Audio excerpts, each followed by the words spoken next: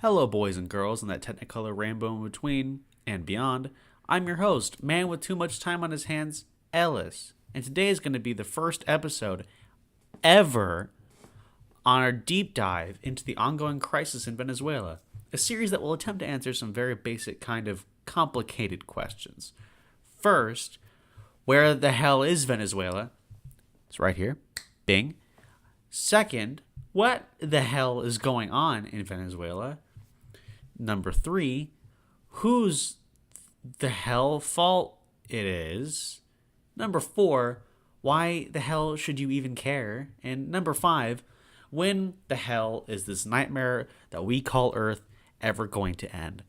I can't answer that last question because I'm not a seer, but I can spend several minutes devoting my time and yours to answering the second question for those next couple of episodes. So let's just jump right into it. Part 0. Terms and conditions definitely apply. Before we begin the history lesson, I want to talk about some characters that are very important to this story. These are just some people whose names and positions you will hear over and over again within the news cycle, and the conversation writ large to Venezuela. Some of these people you already know, some of them you might not, so here's a little catalog of people and terms to get yourself familiarized with the situation. The first and perhaps most obvious person to be aware of is the President of the United States, Donald J. Trump, or more specifically his tweets and then his official statement. In that order, mind you, are something that I will talk about later, seeing as how it's the catalyst that got the ball rolling on this whole future interventionist situation. And his well-documented desire for wanting to take oil from other countries on an humanitarian basis. Roll the clip. Would you intervene in that situation or not if you were President Obama? I'd have to find out who the rebels were, but I'll tell you what, I'm only interested in Libya if we take the oil. If we don't take the oil, I have no interest in Libya. Up next on our Rogues Gallery is Vice President Mike Pence, seen here swearing in openly bisexual member of Congress, Christian Senma. It's not all that relevant, but I find it contextually hilarious because I'm a child. Oh, okay, fine. I'll put up a more fair representation of Mike Pence. Here you go. Too stern? Okay, fine. Too gassy? I'm getting there. Perfect. That's perfect. Okay. Moving on. Now, ordinarily, the vice president, excluding some notable figures, mostly during the 20th century, very rarely do anything of note, aside from break ties, and in the case of Richard Johnson, failed to convince Congress to sail the polar regions to determine if the Earth is hollow.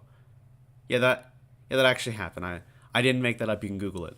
You can't fact check me now because you don't even know who Richard Johnson is. See how much fun history can be? Obscurity is awesome. Oh, sorry. Got brain aneurysm for a second. Anyways, so you're probably thinking, what does homophobic aging Ken doll Mike Pence have to do with this? Well, in an event I'm sure history will remember as a weird coincidence, the night before Juan Guaido declared himself to be the interim president of Venezuela, Mike Pence called him up and said, hey, pretty please be president for realsies, alright? You could totally do it legally too. Just invoke Article 233 and 333. Which brings me into point 3. Let's talk about the two most frequently cited sections of the Venezuelan Constitution in regards to logistical regime change. And those would be Article 233 and 333. The basically non-legalese obnoxious terms, the president's got to go if he dies, resigns, if the Supreme Court and the National Assembly say the president becomes crazy, is crazy, or is too sick. Oh, and he has to vacate his position of power if he's recalled by popular vote. You can read the short entirety of Article 333 above, but basically it just says you can't revoke the Constitution and be a dictator. That's not what's gonna happen, my dude. I can see you falling asleep because constitutional law is extremely boring unless you're a gigantic nerd. So for all three of you that are still awake, let's just move on to the fourth person. And he's a bit more exciting than constitutional law, I gotta warn you. And that would be John Bolton. Everybody's favorite war hog. Or as I like to call him, war walrus. I'm kidding. That's extremely unfair to walruses because walruses aren't usually war criminals.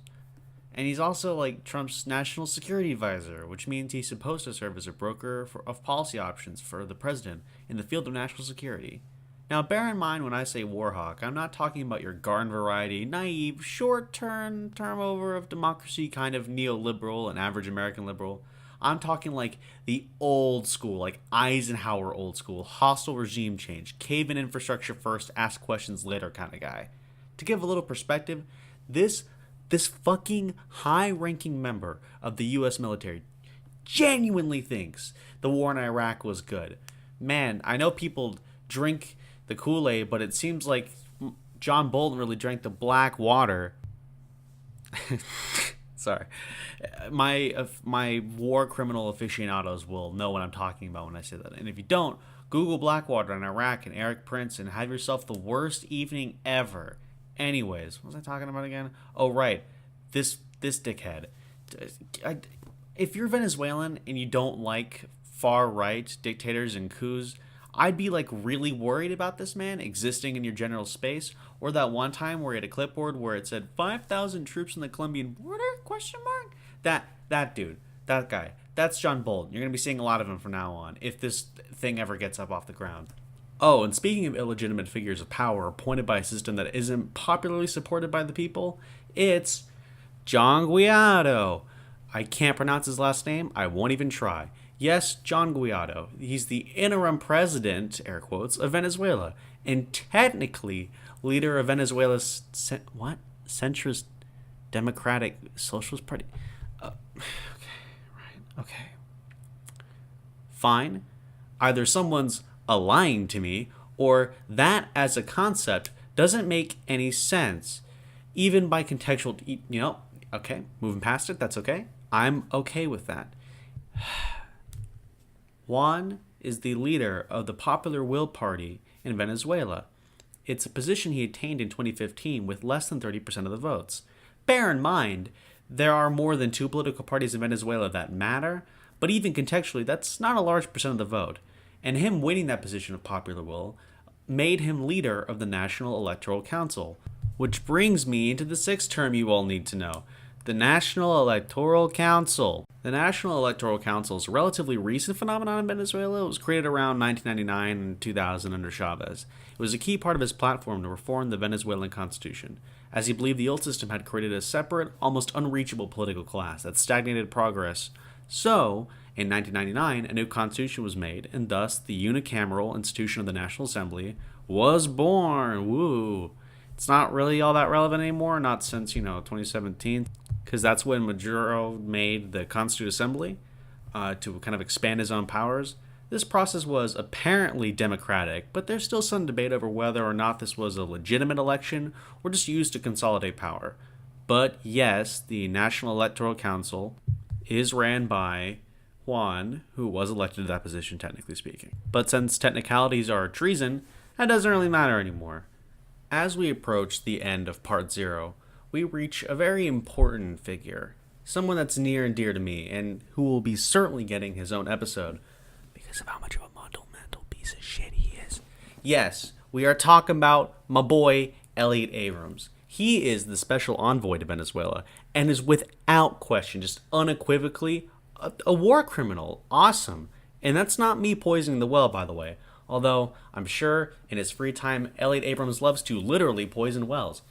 Now, I'm bringing this up now because later I'll be delving more into him and what he's done, but just know that he is a very key player in the system. So that's everyone. We've covered presidents, vice presidents, wannabe presidents, psychopaths, war walruses. We've accomplished quite a bit, but we're only just beginning. So let's move on to Part 1. Yes! Awesome. I don't really know how to do cool visual transitions, or if you even need one because it's a podcast. So let's just say this next intro is going to be snappy. Part 1. The here and now. Or what the hell's happening? For us to answer what the hell is happening, we have to go back to a simpler time. Just, when times were peaceful and nice and we all got along. January 10th, 2019. Yeah, you guys remember 2019, like how nice and like simple things were, that like back before the whole Gillette razor ad and those shithead racist like MAGA kids, and just like really take a minute. Time waits for no man. Yes, it's already Maduro's second term and he's being contested by those in the National Electoral College. They bring up the fact that less than 50% of the people allegedly supported Maduro, and there was some coercion to prevent voting from getting out. Now, that's a bit funny for Juan to say, considering he got less than what Maduro's reported rates were, and, it's not really an official institution, but that's not here nor there, because no election's perfect, obviously. Now, if these allegations are true, that doesn't look good for Maduro, but again, that doesn't make Juan any more of a legitimate figure in this instance. So, it's now January 23rd. The leader of the National Assembly, Juan Guaido, officially declares himself to be interim president under Venezuela, citing Article 233 and 333, which creates a bit of a diplomatic crisis. And then, via Twitter declaration, Donald Trump stated, in its role as the legitimate branch of government, duly elected by the Venezuelan people, it wasn't. The National Assembly invoked the country's constitution to declare Nicolas Maduro illegitimate and the office of the presidency therefore vacant. The people of Venezuela have courageously spoken out against Maduro, a lot of them haven't, and his regime, and demanded freedom and the rule of law. And the subtweet was from Pence, more or less saying the same thing. This statement did two things that were critically important. The first is it ostensibly, in the eyes of the international community, erased a government out of fucking existence. The second is it propped up an interim President Guaido as the legitimate president of Venezuela, air quotes, which, fun international law fact, isn't really how governments work. Come on, man, this isn't Israel. You gotta have some tact. Oh my god. I'm sorry. It's January 25th, 2019 now, and step into center stage Elliot War Criminal Abrams to be the new envoy to Venezuela, which is definitely a good thing for sure. I talked about him just a moment ago, but let it be known that not only does he not care about the Venezuelan people, he doesn't really value human life a whole lot either, which might shock you if you're somebody from the far right that mysteriously skipped over the points in U.S. history during the 1980s through now. But yes, the Elliot Abrams, the international superstar, the one that was a part of Reagan's Human Rights and Humanitarian Affairs Council. You probably know Abrams from his starring role in covering up the Amel Zote massacre, the Iran-Contra affair, and his decision to end the embargo on the weapons trade to the fascist leader of Guatemala, who had been using arms from the U.S. for a decades-long civil war, which was basically just purging hundreds of thousands of his own people. Or, as Abrams liked to quote him as, brought considerable progress to Guatemala. That's a lie, by the way. He's a liar, and he supports massacres. He's just amazing. And if I kept going about the list of the horrible shit he's done, we'd probably be here forever. Longer than we already are now, for certain. So, I'll just say I'm going to dedicate a lot of my time to talking about him in future videos, and move on from here. So the next date we have to pay attention to is February 7th, 2019. Foreign aid arrives in Venezuela, something we've chosen to abstain from for a very, very long time, and it's something we continue to do through aggressively harsh sanctions. Keep that in the back of your mind, by the way, for later on in the videos. And wouldn't you know, the aid isn't actually food, it's arms. Yeah, a large cache of weapons, which is just, it's so quintessential US. Arming rebels, but claiming it's humanitarian aid. God, just good thing history never repeats itself, or historians would be out of the job. So thanks, Elliot Abrams, for keeping me employed in the future. Good luck on all your future war crimes.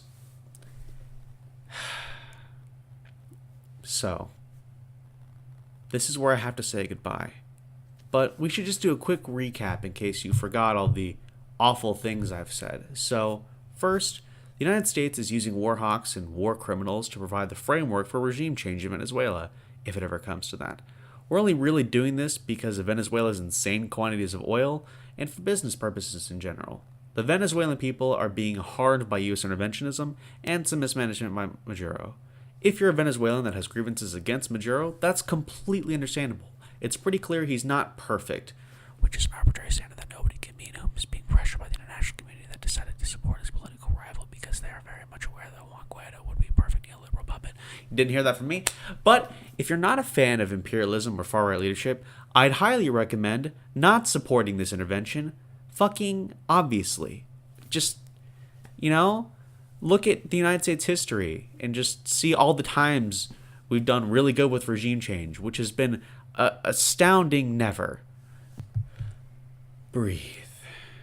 Yeah, this is a long one, and I look forward to making more of these in the future.